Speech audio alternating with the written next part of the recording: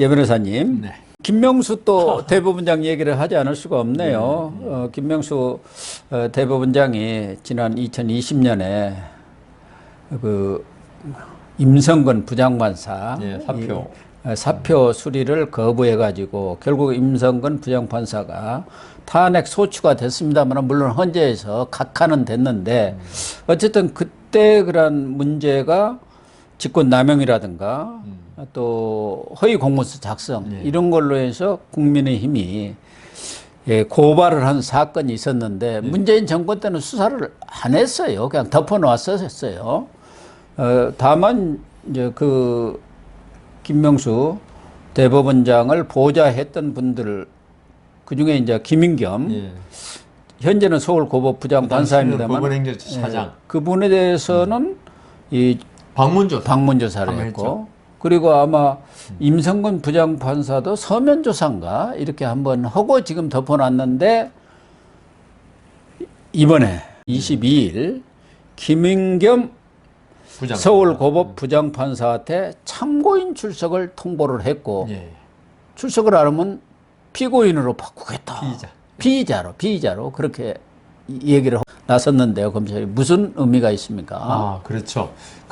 지금 뭐 사안은 뭐 다 이제 잘 아시니까 그 당시에 김명수 대법원장이 임성근 부장 사표를 제출하자. 그걸 수리를 안 하고 국회에서 탄핵을 당해야지. 당신이 내가 수리하면 민주당한테 가만히 있겠냐. 그러면서 수리를 안 했는데 여기 대해서는 이제 그게 직권남용으로 고발이 됐는데 과연 직권남용이 되느냐 안 되느냐 이론은 있어요. 다른 이론은 이건 대법원장의 권한이다. 받아주고 안 받아주고. 근데 저는 그렇게 생각합니다. 이게 어떤 대법원장이 자기 재량을 행사한 것인지 아니 순수한 목적에서 아니면 그 다른 의도를 가지고 사표를 안 받아준 것인지 자기가 사표를 수리할 권한 그 직권 아닙니까? 이걸 갖다가 다른 불순한 의도를 가지고 안 받아줬다. 그럼 직권 남용이 되는 거예요. 왜냐하면은 그 임성근 부장이 나는 이제 좀 제발 좀 그만두고 몸이 그때 몸도 아팠죠. 안 좋고 쉬고 싶다 이러는데 다른 의도를 가지고 그게 이런 건 있죠. 대법원장이 사실 사표 임성근 부장이 케이스를 말고 냈는데 정말 아까운 사람이다. 이분은 법원에 남아서 일을 오래 해야 될 사람이다. 그러면 사표를 갖다 설득을 시켜요. 처리해라. 그렇게 해가 처리하는 경우도 있어요. 특히 대법원 재판연구원 이런 사람들 인사철마다 전부 다 이제 집안 형편도 이래서 사표를 내잖아요. 그런데 대법원에서 꼭 필요한 당신은 정말 그 법원이 필요한 인재다. 그러면 그걸 이제 설득을 당해가지고 철회도 하고 하는데 그거는 순수하잖아요. 그건 대법원장의 권한이라기보다도 그거는 그렇게 해야 되고. 그런데 임성근 부장 케이스는 다르다는 거죠. 그렇기 때문에 임성근 부장은 자기 어떤 절실한 필요에 의해 가지고 그걸 했는데 다른 뭐 법원에 필요한 인재가 아니고 그 희생양으로 삼을 인재로 그렇게 해가지고 거부했기 때문에 저는 직권 남용이 될 수 있다고도 보입니다. 그러니까 그때 사표 수리를 하게 해달라고 면담을 했을 때 차장까지 했죠. 이 얘기가 있지 않습니까? 사표 수리 제출 그런 법률적인 것은 차치하고라도 대법원장이 법률적인 것은 차치해버리고 나로서는 여러 가지 정치적 상황도 살펴야 한다. 본인이 자백을 이게 했어요. 녹취록에 나와 있지 않습니까? 정치적 상황 때문에 당신 못 해주겠다 이 얘기 아닙니까? 대법원장이 왜 정치를 합니까? 그러니까 왜 정치적인 아니 대법원장이 법적으로 따져야 하는데 법은 차치하고 정치적 상황을 얘기하고 있지 않습니까? 그러니까 그동안 좀 전에 말씀드린 바와 같이 사표 수리에 관한 어떤 대법원장의 권한 이 부분에 대해서 법리적으로 다툼은 있을 수 있으나 문재인 정권에서는 이걸 자기 측에 유리하게 해석한 거죠. 이거는 순수한 재량이고 해주고 안 해주고는 대법원장의 마음이다. 그래서 이제 그런 법리적인 바탕 위에서 검찰도 대통령이 정권이 그런 생각을 가지고 있는데 적극적으로 현직 대법원장을 조사하기 힘들었을 거예요. 그렇겠죠. 그런데 지금 말씀드린 대로 이제 9월이면 끝나지 않습니까? 임기 3개월 남았습니다. 그리고 고발된 지 너무 오래됐고 그래서 이제 조사를 했는데 이제 법원 행정처 차장을 통해서 이제 사표가 올라가거든요. 네. 올라가가지고 그 중간에서 김인겸 저하고 판사실에 같은 방에서 근무까지 했는데 참 좋은 친구인데 그 친구를 법원 행정처 차장을 하고 차장을 있었지 했었죠 그 당시에. 네. 네, 차장이 실무자니까 네. 어떻게 보면 뭐 실무자 하기엔 좀 어폐가 있지만 통해서 했는데 이제 그 대법원장이 차장을 통해서 다시 반려도 하고 이런 것 같아요. 그래서 또 면담도 네, 주선을 했지 않습니까? 해가지고 난 직접 만나겠다. 차장을 통해서 이야기가 오니까 네. 사실은 임성근 부장이 17기고 연수원, 김인겸 차장이 그다 18기입니다. 아 그렇군요. 네, 그럼 대학 후배입니다. 네. 그러니까 이제 그 내가 직접 만나겠다 하면 또 김인겸 차장으로서는 안 해줄 수는 없었을 네. 거예요. 해주니까 아까 말씀하신 그런 게 나왔는데 지금 김인겸 차장이 우리 공무원들 왜 직권 남용 범죄할 때 그 장관 있고 밑에 실무자들 할 때 실무자 나는 시켜서 그렇게 했을 뿐이다. 해도 직권 남용으로 기소가 된 경우가 상당히 있어요. 네. 그러니까 이제 검찰에서는 그래도 이거는 김명수 대법원장의 행위지 차장이 뭐 힘 있냐 대법원장이 시킨 대로 했을 것이다 해가지고 참고인으로밖에 안 했는데 만일에 이게 나중에 유죄건 김인겸 부장이 지금 부장이니까 부장이 유죄가 되건 무죄가 되건 검찰에서 피의자로 전환하면 하는 겁니다. 그건 나중에 무죄 되더라도 일단 재판 받아봐야지 무죄인지 유죄인지 아니까. 그래서 이제 제가 생각에 검찰에서 어떤 그 김인겸 부장을 어떤 압박하기 위한 수단으로 아마 그 소환 통보를 한 것 같아요. 안 그러면 피의자로 전환하겠다. 예. 예.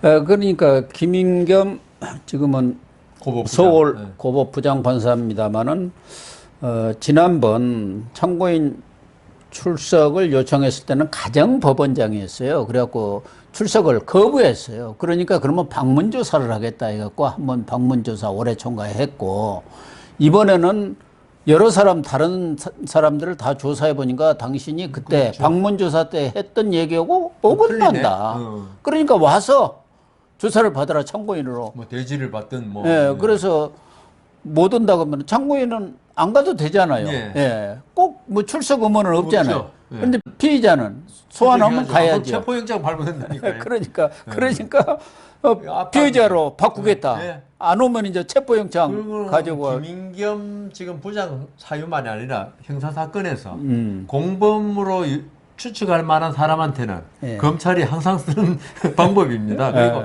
좀 전에 그거는 별건 아닌데 행정법원장은 했는 걸 내가 알고 있는데 가정법원장은 안 했지 않느냐 싶은데 그거는 뭐 큰 건 아니니까. 나는 지금 가정법원장으로 행정법원 같이 있어요. 아, 그랬구나. 같이 있는데 제가 행정법원장 한 건 알아요. 그럼 뭐 근데 행정법원장이 가정법원장은 맞겠습니다. 안 예. 이것도 있고 또 하나는 그때 국회한테 김명수 뭐 본인이 쓰지는 않았겠지만 행정처에서 썼겠지만 거짓 답변서를 보냈지 않습니까? 허위 공문서 작성. 허위 공문서 작성. 예. 이런 것들도 지금 조사 대상이 안 되겠습니까? 결국은 이 김명수 사법부에 대한 어떻게 보면은 좀 압박으로 이렇게 봐야 하는 것 아니겠습니까? 그렇죠. 그동안 김명수 사법부가 최근에도 뭐 이 여러 가지 대법원 판결이 많은 논란을 빚고 있고 또 김명수 사법부 들어와서 국제인권법이다, 우리법 연구회다, 뭐 이런 사람들 또 재판이 뭐 엄청나게 지연되고 정치적 재판 이런 부분에 대한 국민적인 지금 비난이 아주 쇄도하고 있는 상황이고 대법원에 대한 또 불신도 가중되고 있기 때문에 이런 것을 계기로 해서 법원에 대한 뭐라 할까 좀 신뢰가 이제 다시 신뢰 회복이랄까 쇄신이랄까 이런 걸 좀 촉구해 보겠다 그런 의미가 있다고 봐야 하는 거 아닌가요? 그러니까 그 지금 윤석열 대통령으로서는 사법부의 정상화가 제일 지금 시급하다고 봐요. 그러니까요. 사법부가 그 지금 김명수 대법원장 체제하에서 좀 비정상적으로 운영된 건 누구도 부인할 수 없을 것입니다. 그렇습니다. 저는 이재명 대표가 그 선거법 위반 그전에 그 무죄 받은 파기된 부분 이런 것도 상당히 비정상적인 판단이 있거든요. 그런 게 결국은 국가의 운명을 바꿀 수 있단 말입니다. 만일 이재명 대표가 그때 무죄받아 후보대가 대통령 됐으면 국가의 방향이 완전히 바뀌지 않습니까? 완전히 바뀌었죠. 그런 걸 갖다가 윤석열 대통령이 지금 취임하면서 한 게 비정상의 정상화. 예. 그걸 가장 많이 이야기했는데 결국 사법부가 사실 중심을 잡고 네. 비정상증을 정상화로 돌리는 역할을 해야 되는데 네. 김명수 대법원장 체제에서는 반대로 됐어요. 네. 정상이 비정상화 돼버려요. 오면 네. 대법원 가버리면. 네. 그래서 그 어떤 대법관 이번에 뭐 두 분에 대해서도 물러난 두 분 그 이번에 새로 그런 문제 모든 부분에서 그 아마 그 이 지금 윤석열 대통령이라든가 인식을 같이 하고 있을 겁니다. 그리고 이게 만일 국민 여론이 네. 김명수 대법원이 참 잘하는데 이렇게 생각한다면 올해 역풍을 맞죠. 그렇죠. 예. 그렇지만 지금 김명수 대법원장 와서 아까 재판 지연 문제라든가 많은 국민들이 엄청난 지금 불만을 가지고 있어요. 그렇죠. 예, 원성을 타고 있고. 네. 그다음 아까 말씀드린 그 어떤 정치적인 문제에서는 또 이 좌우를 갖다가 보수 진보를 완전히 갈라치게 하는 네. 그런 결과도 나왔고 법원이 뭐 통합은 못 시키더라도 분열을 심화시켜서는 안 되는데 네.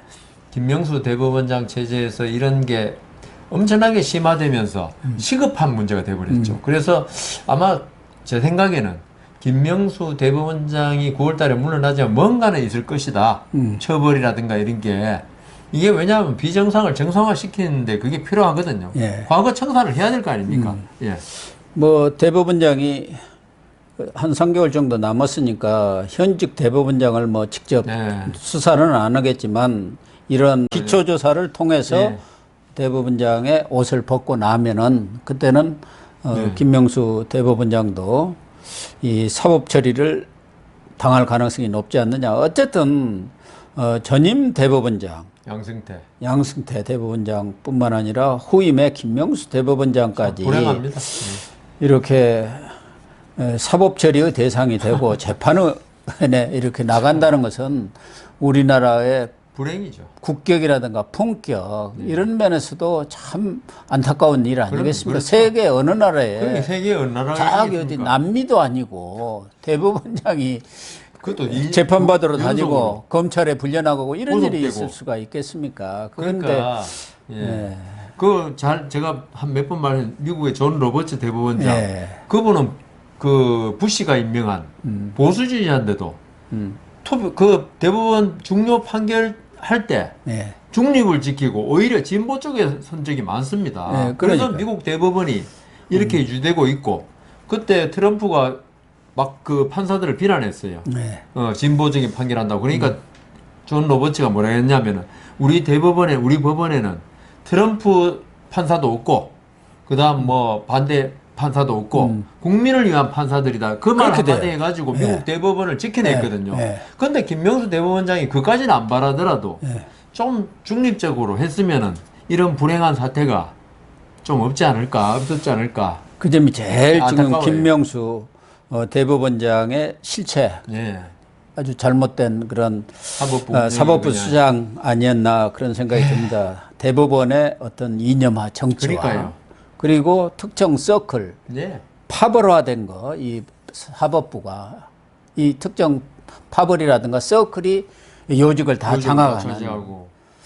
그런 문제들을 지금 김명수 대법원장이 후가로 남겨놓은 게 가장 큰 문제점이 아닌가 그렇습니다. 그런 생각이 되고 그런 것들이 빨리 네. 뭐 김 대법원장이 물러난 뒤에 조기에 네. 청산이 되고 사법부가 정상화되는 맞습니다. 그런 전기를 맞아야 할 것 같습니다. 한상혁 전 방통위원장이 면직 처분 집행정지 신청을 냈는데 그게 오늘 23일 날 기각이 됐네요. 뭐 당연한 거죠. 그러면 윤석열 대통령의 면직 처리가 정당하다 그 얘기죠. 한 번은 물론 할 수 있겠죠. 예. 그렇지만 큰 의미는 없고요. 그러니까 결국은 한상혁 위원장은 지금 많은 그 조사를 받고 있지 않습니까? 예, 예. 그 어떤 TV조선인가요? 네, TV조선. 점수 조작 이런 데 재승인 받고 있기 점수 때문에 조작. 그게 그 정부 측 대리인들이 전부 제출했을 겁니다. 우리가 아는 거는 한상혁 위원장의 어떤 그 뭐 이런 조작 이런 거에 대한 의심만 알고 있지만 이 재판에 들어가면은 언론에는 공표할 수 없는 많은 자료가 나옵니다. 예. 그걸 보고서 재판부에서 행정법원에서 했을 건데요. 그걸 인용할 수는 없을 거고, 그거는 또 한편으로는 황상혁 위원장은 뭐 자기들이 잘못한 거 없다고 지금도 강변하고 있겠지만은 일단의 사법부 판단이 나온 거고요. 네. 그다음 거기서 이제 후임 방통위원장 누가 될지 모르겠는데 임명되면 그 의미가 없어지죠. 예. 이 그래서 후임 임명돼 버리면 이렇게 기각이 되면서 방송 개혁이 좀 탄력을 받죠. 예. 예. 그게 이제 부당함이 의미가 있는 밝혀졌으니까. 거죠. 예. 예. 예. 그게 이제 의미가 예, 있는 겁니다. 맞습니다. 그러니까 그것만 되니까 벌써 TV 수신료, 예. 분리징수, 그게 그 방통위에서 딱 의결돼가지고 지금 시행들하니까 입법 예고가 되어 있기 때문에 KBS는 시행령. 또 헌법재판 청구했더라고요. 아, 그래, 글쎄. 예, 그거 잘못됐다고. 예, 그러나 뭐 지금 7월 빠르면 7월, 8월부터 분리징수가 네. 뭐 본격화 될 것 같습니다.